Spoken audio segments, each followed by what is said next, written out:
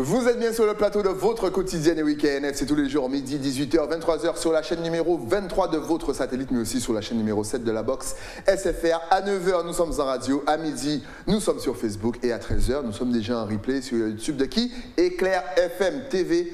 Personne d'autre, on vous parle de tout ce qui se passe en Guadeloupe et puis en ce début d'année, rien ne vaut une bonne lecture, rien ne vaut une bonne lecture en mode héros fantasy. Oui, je sais qu'il y a plein de fans, parce qu'on regardait les Chevaliers du Zodiac, parce qu'on regardait les films de Kung Fu lorsqu'on était petit, parce qu'on est en train de regarder House of Dragon et Lord of the Ring. Oui, on aime cet univers imaginaire.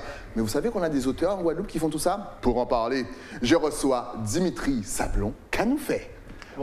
Comment faut-il t'appeler? Est-ce qu'il faut t'appeler Dimitri ou est-ce qu'il faut t'appeler Iliak? Alors le nom de plume c'est Iliak Nolbas, Ouais. on s'appelle effectivement Dimitri Sablon, mais on part sur Iliak Nolbas, ça très On bien. va garder Iliak parce que j'adore le nom. Pourquoi Iliak justement? Alors Iliak Nolbas, donc il fallait quelque chose qui sorte un petit peu de l'ordinaire, quelque chose d'assez sympa, qui marque, et finalement, donc en discutant avec ma conjointe, on a inversé complètement les lettres du prénom de ma petite fille et du nom de famille, et ça donne Iliak Nolbas, donc ma petite fille Kaylee Sablon. Oh, c'est mignon, mettez des j'aime sur les réseaux sociaux. Je croyais que tu allais me dire non, c'est le dieu grec, tu sais, de Kibitek. Ah, non, Et non, c'est le. Et c'est beau. On big up la compagne, on big up la petite fille. Alors, tu es dans un univers, ce qui est bien, c'est que tu es dans un univers vraiment qui nous plaît. Et on a l'impression qu'effectivement, ici en Guadeloupe, on ne va pas trop visiter cet univers. En tout cas, nos auteurs n'y vont pas trop. Ils laissent ça plutôt aux Anglais, aux Américains, aux Japonais. Qu'est-ce qui t'a plu dans cet univers et à partir de quel âge tu as plongé dedans? Oula, alors à partir de, j'ai envie de dire presque 8 ans, l'âge de ma petite fille. Ah ouais. Ah ben ouais. Avec quoi? Tout ce qui était manga, bande dessinée, film, énormément de produits et de visuels qui se font sur cet univers Heroic Fantasy. Ok. Et ce qui est vraiment intéressant dedans, c'est la possibilité de s'exprimer, de rendre fantastique tout ce qui nous entoure. Ouais. Et ça vraiment, c'est intéressant. On part sur des aventures et on décroche complètement du monde dans lequel on vit. Et on profite de quelque chose, l'espace d'un bouquin, d'une BD, et on voyage. Mais justement, je voudrais bien avoir ton point de vue parce que, comme je le disais en intro, on a tous plongé, on a tous baignés dans cet univers justement un petit peu fantastique, merveilleux. Et honnêtement, je m'attendais à ce que justement il y ait plus de personnes comme toi, plus d'auteurs comme toi qui revisitent un petit peu cet univers fantastique, peut-être avec nos histoires, notre culture. Et finalement, on n'a pas trop eu ça. Comment tu expliques ça? On a laissé ça aux autres ou on préfère lire et regarder plutôt que nous écrire? Comment ça se passe? Non, c'est qu'il faut encore un petit moment pour que cette culture Heroic Fantasy s'imprègne un peu. Ouais. On pense souvent que ce sont des histoires pour les enfants. Exact. Ou quelques aventures pour passer le temps, vraiment des choses pour enfants, alors que finalement, on est sur une littérature qui touche énormément de personnes. Par exemple, pour cet ouvrage-là, on est sur une tranche qui va de 15 à 45, 50 ans. Exact. Donc, petit à petit, ça va venir, les gens s'y intéressent, et des produits comme Le Seigneur des Anneaux, ou justement Game of Thrones, participe à démocratiser cette culture, et j'ai bon espoir que ça se fasse aussi dans notre petite île. Justement, c'est ton premier roman ou tu t'étais déjà essayé à d'autres romans comme ça? Non, c'est vraiment le premier roman. Okay. Et c'était pas parti pour. Okay. Donc à la base, c'était uniquement pour m'exprimer, pour mettre sur le papier ce que j'aimais, ce que j'avais en tête. Parce que je fais beaucoup de dessins, de peinture, et on a ce besoin de mettre sur papier, de matérialiser ce qu'on a en tête. Donc finalement, je suis parti sur un petit récit très personnel, et en faisant lire à deux, trois collègues, 2-3 amis, on m'a dit mais pourquoi tu publierais pas le livre? Donc l'idée a germé, on s'est dit pourquoi pas, qui ne tente rien n'a rien, et au bout de 3 ans, on se retrouve avec ce roman. On big up les amis, c'est toujours eux qui poussent, vous pouvez le constater sur ce plateau.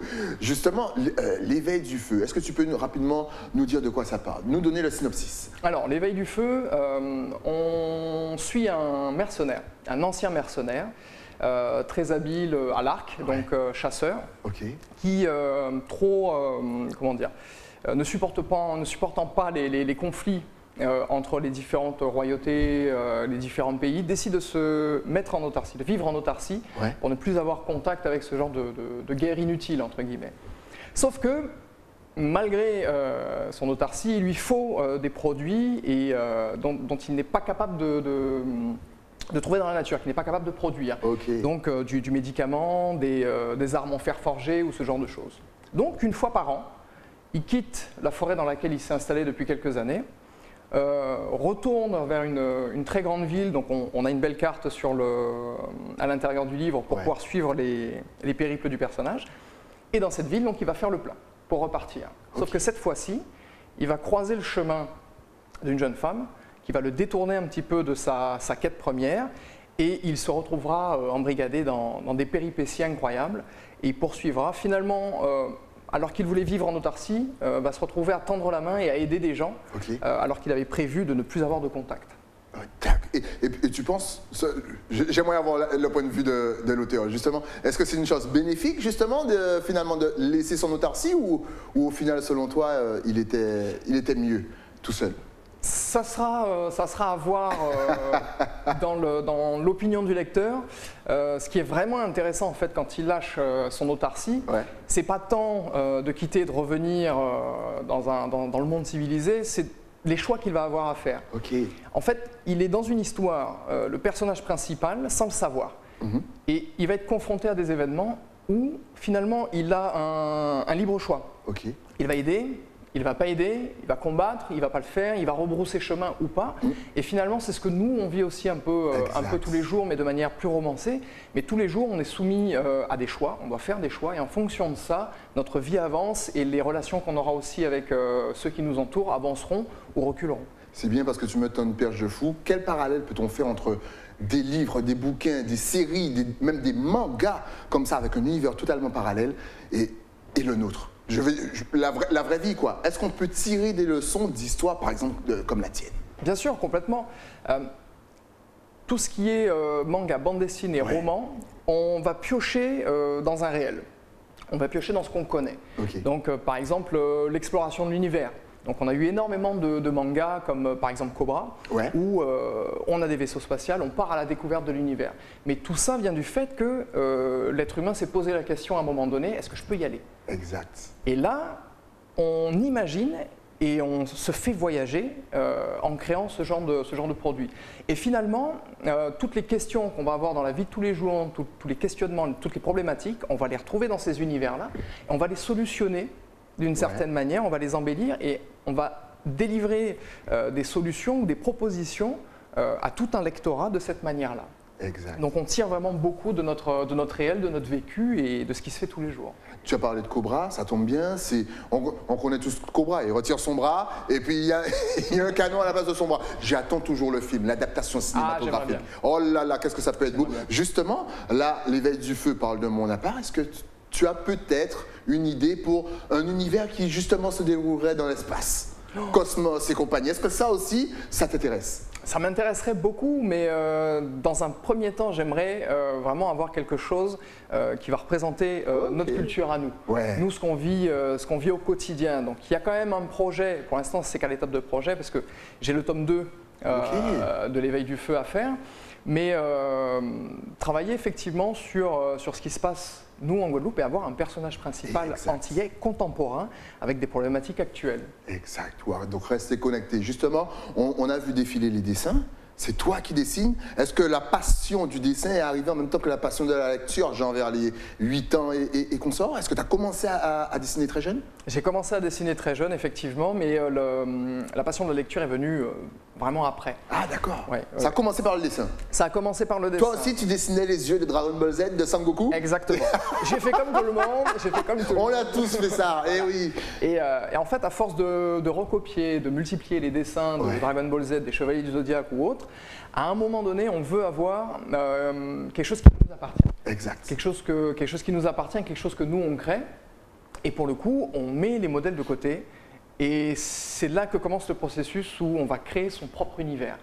Donc moi, l'Heroic Fantasy, c'est vraiment ce qui me plaisait, c'est vraiment ce qui m'intéressait. Je trouve ça assez palpitant, prenant, très intense. Des combats à l'épée, des joutes, des sièges, l'attaque de châteaux, des dragons, enfin... Il y a vraiment énormément de choses à faire avec. Donc le dessin est parti là-dessus, et je me suis nourri de différents ouvrages, de différents auteurs comme Tolkien, que tout le monde connaît, mais pour nourrir ces dessins-là. Et une fois que c'est fait, on a envie de passer à un autre niveau, à un autre type d'œuvre. Et c'est là où vient justement l'écriture. justement, tu t'es professionnalisé ou tu es totalement autodidacte? Complètement. Complètement, ok. Complètement. Donc j'ai commencé à apprendre à dessainer seul, donc avec les fameux modèles. Il y a un jour qui m'a marqué où j'ai tenté de faire un portrait, donc je ne suis pas portraitrise. Ça, il faut le dire, je ne suis pas portrait. Ça a été un cauchemar. Mais ça m'a poussé à continuer dans cette fantaisie, où je représentais vraiment ce qui me plaisait, de la manière dont je le voulais. Et donc vraiment tout un univers qui peut se mettre sur papier, à la peinture, et on apprend. On apprend en faisant, donc on fait des erreurs, on déchire des toiles, on saccage des toiles. Voilà. Ça arrive.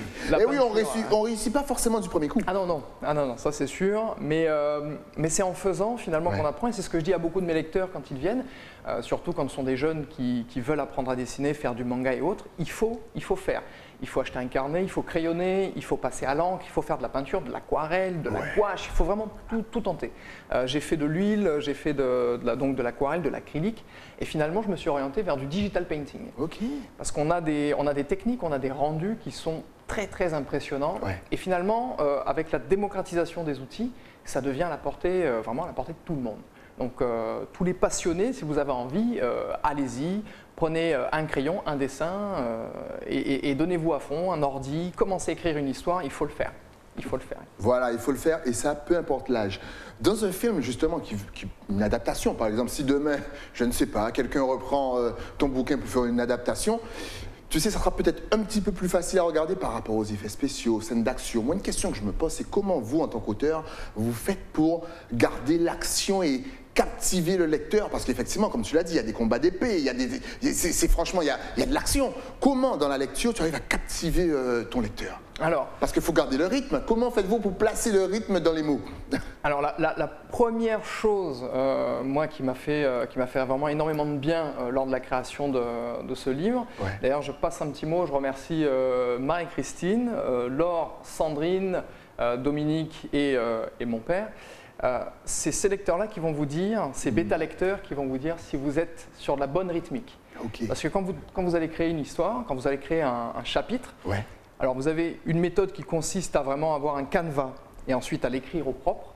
Moi, j'ai beaucoup de mal avec cette méthode-là. Donc je commence par le début, j'ai la fin, et il faut que j'emmène mes personnages jusqu'à ce point. D'accord. Et comment je fais? Donc le personnage va démarrer. J'ai une idée de problématique, une porte fermée, une pierre qui s'effondre, un fossé, je le mets. Je ne me pose pas de questions, je le mets. Comment mes personnages vont réagir à ça? Et là, j'ai tendance à dire, on part dans un exercice de schizophrénie, parce qu'il faut se mettre dans la peau de son personnage, dans sa mentalité, sa réflexion, et réagir de la même manière qu'il aurait pu le faire.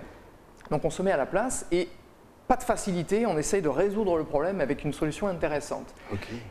Enfin, donc, quand toutes les péripéties du personnage se sont mises en place, il va être important en fait, de relancer l'attention du lecteur sur la fin du chapitre. Qu'il ait envie, en fermant le livre, de se dire « Demain, il faut que je passe au chapitre 15.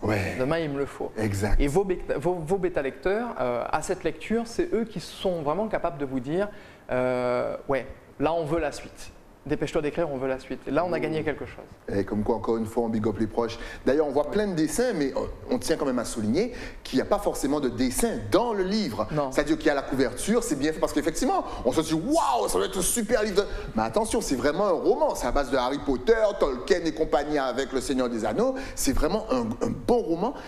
Qui peut lire ton livre? Est-ce que, parce que tout à l'heure, effectivement, voilà, merci Bruno. Tout à l'heure, on a vu une jeune petite, elle devait à peine avoir 10 ans. Est-ce qu'un jeune de 10 ans peut le lire, voire peut-être plus jeune? Est-ce que quelqu'un qui a une imagination, qui a toujours son âme d'enfant, qui a peut-être 85 ans, peut le lire? À qui s'adresse ton roman? C'est ouvert vraiment à une très grande plage de personnes. Comme je disais, moi j'ai des lecteurs qui vont de 15 à 50 ans, voire 60 ans. Donc l'univers est vraiment ouvert à tout le monde. On est sur vraiment des questions assez sérieuses à certains moments, un peu d'humour, on a un petit peu d'horreur parce qu'il faut quand même captiver, on a de la bagarre, de l'aventure, de la tension.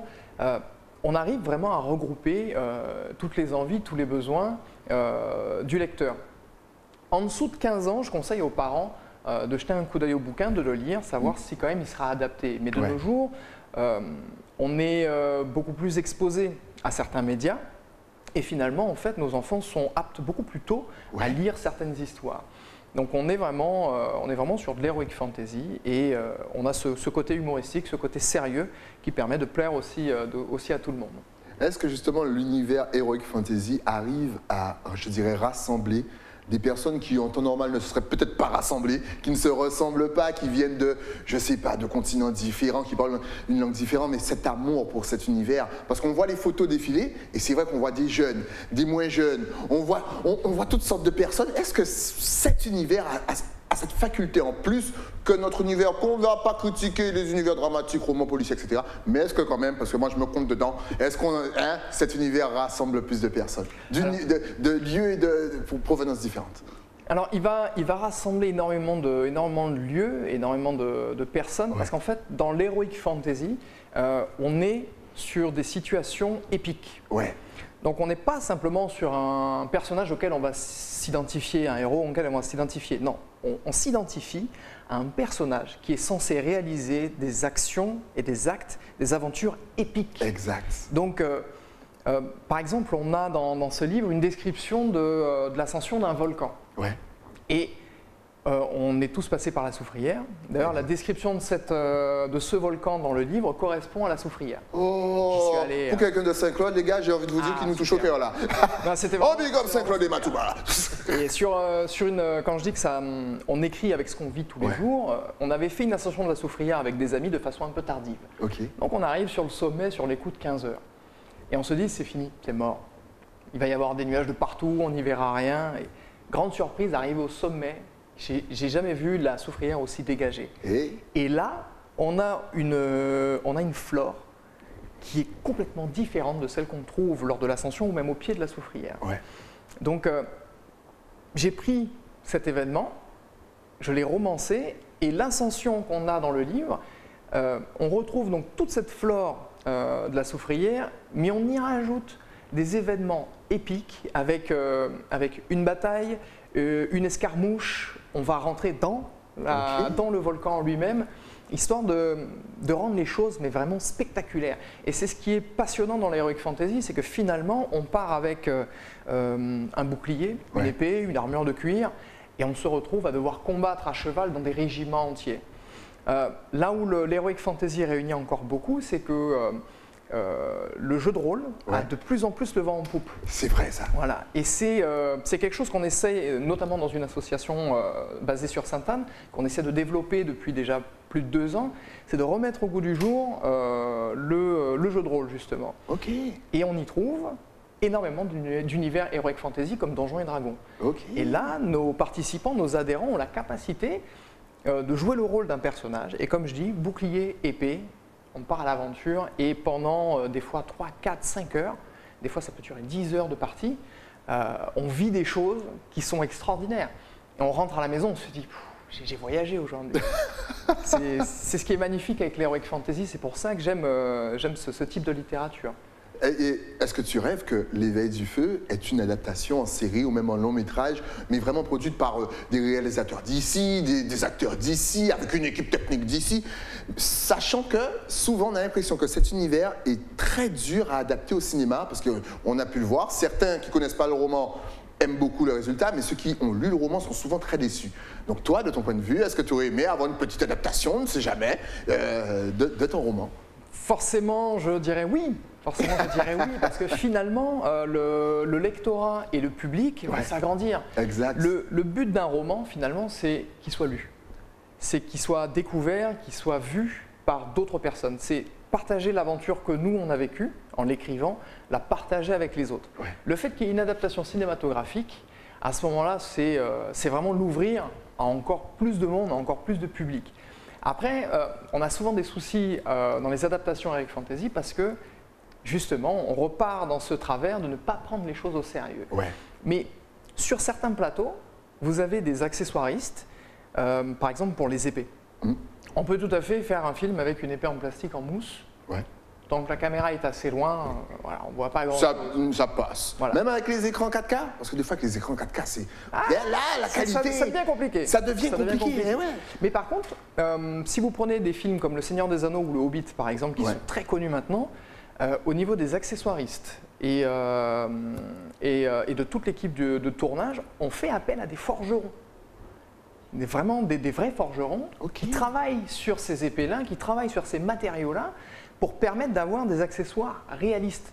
Parce que le manque de réalisme, c'est ce qui va plonger le film en fait. Exact. Plus on y mettra de réaliste et plus on va adhérer à ce qu'on va voir, plus on va s'y identifier et plus on va apprécier. Et dans l'éveil du feu justement, j'essaye de faire au maximum preuve de réalisme. Et c'est bien ça. Et pour ne pas décevoir le lecteur en se disant ça, c'était trop facile. Donc il faut vraiment y aller à fond. Il faut être honnête en fait avec son public, avec son lectorat. Alors justement, en parlant de public, est-ce que souvent des auteurs comme toi ont des lieux justement pour rencontrer leur public? Parce qu'encore une fois, on sait qu'on est fan de ce genre d'univers. Alors est-ce que tu as des lieux? Est-ce que tu peux rencontrer ton public justement pour montrer ton travail? Et surtout, quels sont les retours que tu as?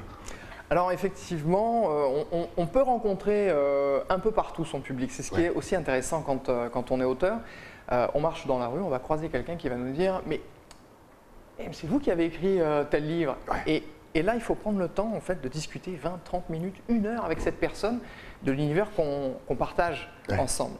Ensuite, il y a des événements qui vont s'organiser, comme les séances de dédicaces qu'on a organisées dernièrement à la Librairie Générale, où vraiment une équipe merveilleuse. On big up la Librairie Générale. Complètement. Aux petits soins des professionnels, des passionnés de la littérature.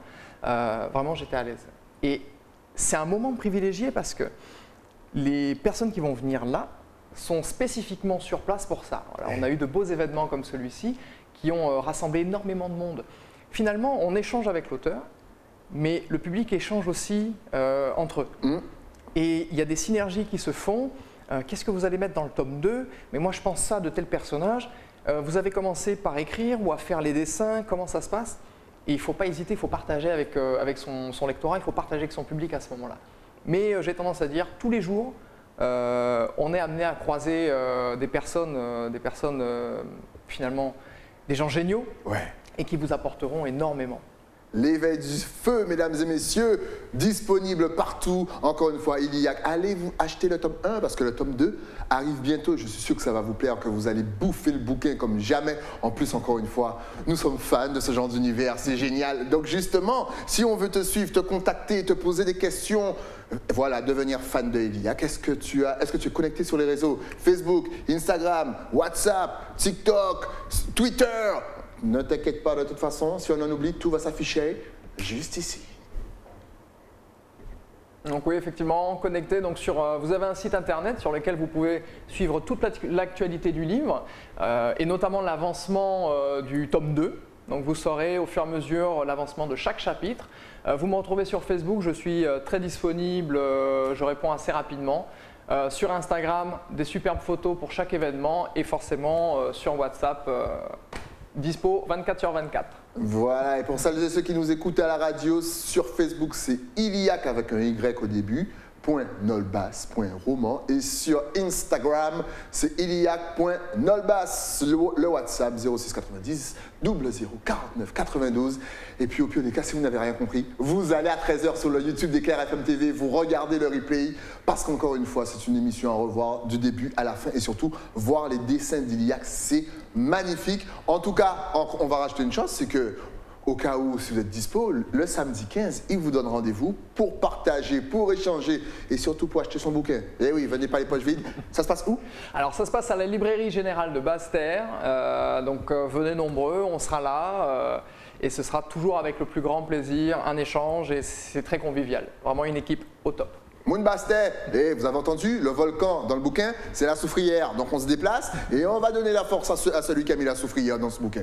En tout cas, merci d'être passé sur le plateau. Encore une fois, on va passer, n'oubliez pas de regarder aussi les best-of pendant le week-end. Il va passer en boucle pour que vous puissiez voir le travail de ce monsieur. Merci encore d'être passé sur le plateau. Merci à toi, Styling. Si tu avais un tout dernier message à faire passer à la Guadeloupe, la Martinique, la Réunion, et oui, même si vous êtes loin, on pense à vous, la Guyane, Saint-Martin, Saint-Barthélemy, Trinidad et Tobago, Haïti, Dominica, Barbados, USVI, Grenada, Saint-Vincent, sans oublier Anguille et Antigua. Oui, toutes ces îles nous regardent parce que c'est traduit en anglais sur YouTube. Vas-y, ta caméra est juste là. Alors une chose que je vous dirais, c'est si vous êtes passionné, si vous aimez ce que vous faites, n'hésitez pas. Produisez, partagez, communiquez dessus il faut vraiment qu'on produise et qu'on soit présent nous aussi sur les réseaux, qu'on montre aussi l'art qu'on est capable de faire en écriture, en dessin. On a de magnifiques photographes en Guadeloupe. Donc à tout le monde, allez-y, faites-le, c'est faisable et go, à fond. J'adore les messages de fin d'émission de mes invités. On va faire un montage pendant Noël. Ça sera que les émissions, que les fins d'émission. Leurs messages, juste pour vous motiver pour la fin d'année. En tout cas, merci de nous avoir boosté. Merci pour ton bouquet. On vous rappelle, l'éveil du feu est dispo partout. On peut le commander aussi. Oui. Si par exemple on a des Caribéens, tu sais, en France, au Canada, à Londres, mais ils ne peuvent pas venir à la librairie. Ils peuvent le commander sur Internet. Vous pouvez aussi. le commander. Il est disponible sur Amazon. Il est disponible en physique, en Kindle. Vous le retrouvez dans les librairies. Donc forcément de Guadeloupe. Ouais. Et si quoi que ce soit, il y a le WhatsApp, on m'appelle, le livre sera là. Communiquer la famille, c'est la Guadeloupe pour les Guadeloupéens, pour les Martiniquais aussi, pour toute la Caraïbe, parce que we are one. Merci à toi, l'éveil du feu, l'éveil de KNF. Eh oui, sans plus tarder, avec un nouvel invité, mais après la pub, dans les montagnes. À tout de suite.